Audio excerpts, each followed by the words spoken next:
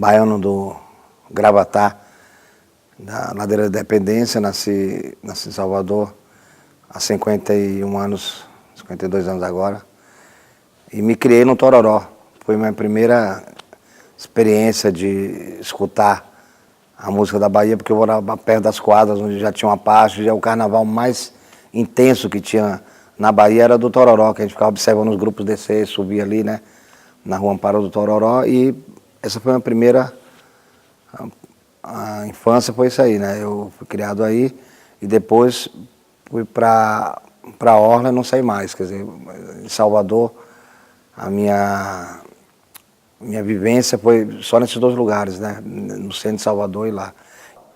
Quando eu estava morando na Europa, eu tinha que fazer trabalho nessa área, e eu percebi que a música instrumental brasileira estava muito baseada em dois grandes polos. Era o samba com seus derivados, do estilo do samba, do DNA do samba, da célula do samba, aí é chorinho, bossa nova, samba jazz e assim por diante, e o baião. E eu percebia que tinha muito pouca coisa da música de onde eu vinha, da Bahia, né, assim.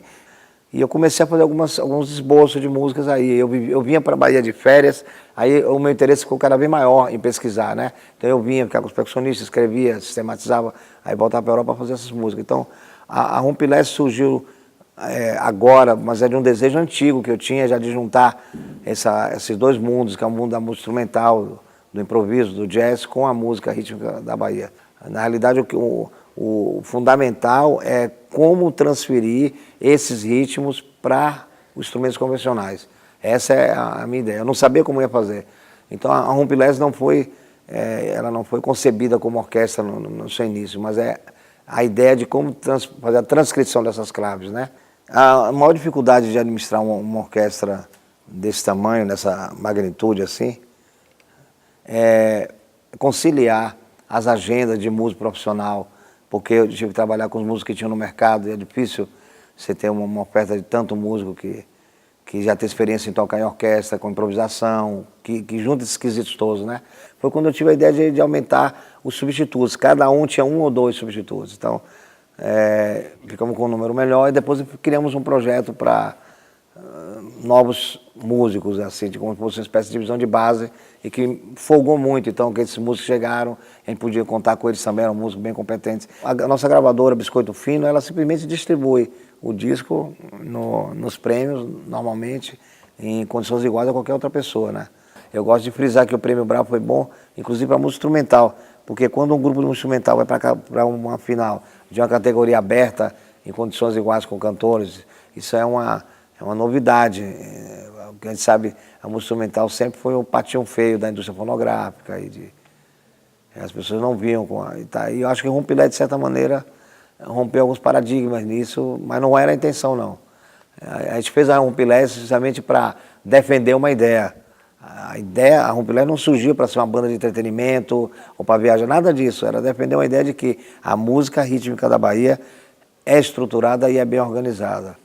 Se eu for falar pela Rompilés só, eu estou extremamente feliz porque a gente tem conseguido uns resultados para o nosso trabalho satisfatório. Mas, no geral, eu vejo que existe avanços em algumas áreas e retrocessos em outras. Por exemplo, quando você fala sobre os editais que acontecem na Bahia, que acontecem no Brasil de uma forma geral, em outros estados, todos os estados têm seus editais, isso eu posso dizer que é um avanço. No sentido que você consegue, de uma certa maneira, democratizar a distribuição, né? Mas, ao mesmo tempo, eu fico preocupado demais, aí é uma coisa pessoal minha, do artista ficar um pouco refém dessas leis desse editais no Estado.